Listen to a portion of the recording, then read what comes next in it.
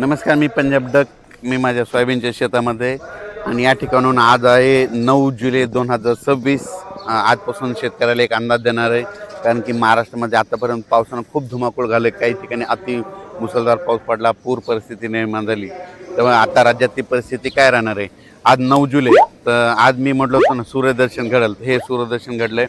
आणि राज्यात मात्र आता आणखीन उद्याचे दिवस फक्त विखुरलेल्या स्वरूपाचं नाशिक जिल्हा आणि उत्तर महाराष्ट्राकडे नंदुरबार, धुळे, जळगाव तिकडं तुरळक ठिकाणी आज पाऊस पडणार आहे, म्हणून हे अंदाज लक्षात येतात. पण राज्यात मात्र उद्यापासून पावसाचा जोर ओसरणार आहे.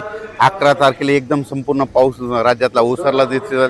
मुंबईचा देखील पावसाचा जोर ओसरणार आहे, पुण्याकडला ओसरणार आहे, नाशिकचा ओसरणार आहे, कोकणपट्टी घाटमाथ्यावरचा देखील 2 दिवसानंतर ते देखील जोर ओसरणार आहे.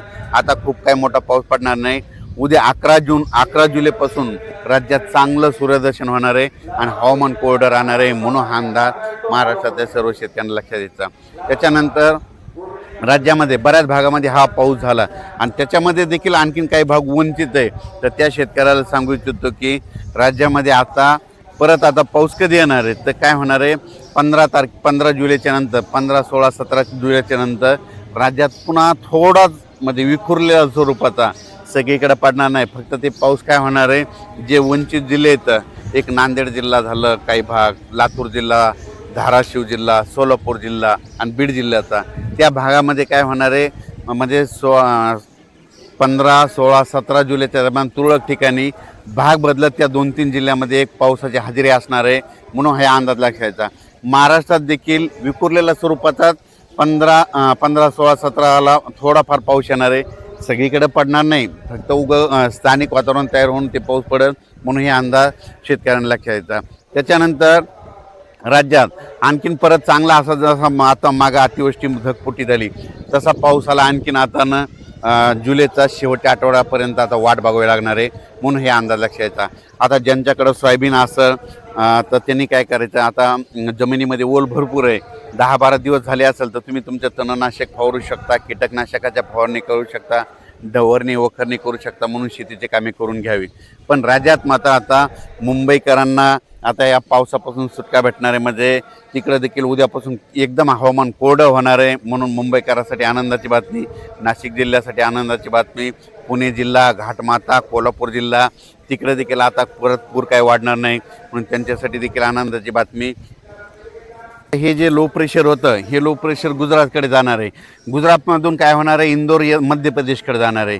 मध्य प्रदेशकडून काय होणार आहे, उत्तर प्रदेशकडे जाणार आहे. उत्तर प्रदेशकडून इकडं नेपाळ ह्या तिकडं जाईल आणि तिकडं स्थिरावर, पण त्याला स्थिरावायला आणखीन 4 दिवस लागतात.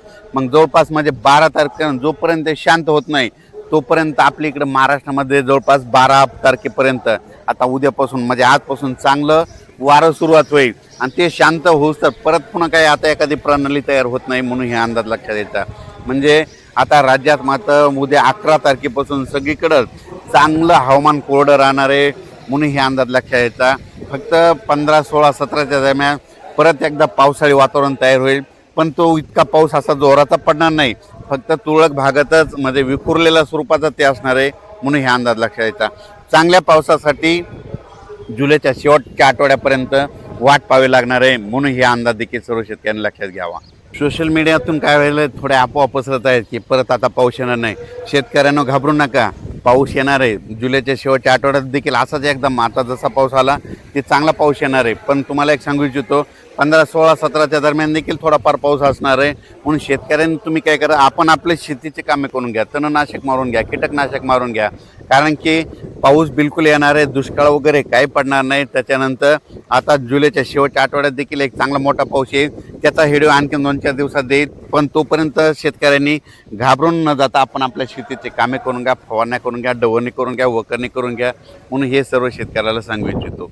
ह्या पावसातून देखील महाराष्ट्रामध्ये काही तालुक्यामध्ये 10-15 गावं, 5-7 गाव असे वंचित राहिलेले आहेत. सोलापूर जिल्ह्यातले, लातूर जिल्ह्यातले, बीड जिल्ह्यातले, तिकडं नांदेड जिल्ह्यातले, परभणी जिल्ह्यातले, पालम ह्या परिसरातले, त्या भागातल्या शेतकऱ्याला सांगू इच्छितो, आज देखील आज 9 जुलै, 10 आणि 11 ह्या 3 दिवसात देखील काय होणार आहे, विखुरलेल्या स्वरूपाचा पाऊस पडणं तुम्हाला पडू शकतो, म्हणून हे अंदाज लक्षात यायचा.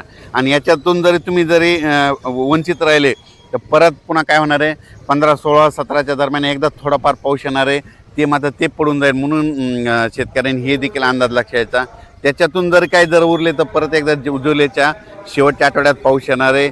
दुष्काळ वगैरे काय पडणार नाही. मी म्हटलं ना, यावर्षी शेतकऱ्यासाठी चांगलं साल राहणार आहे, पिकं चांगले येणार आहेत. आणि हे पाहू शकता, हे माझ्या स्वतःचं शेतातलं आहे. आजच्यानं हे म्हणजे 30 जूनची पेरणी केलेली, आजच्यानं कंप्लीट 10 दिवसाचं सोयाबीन आहे.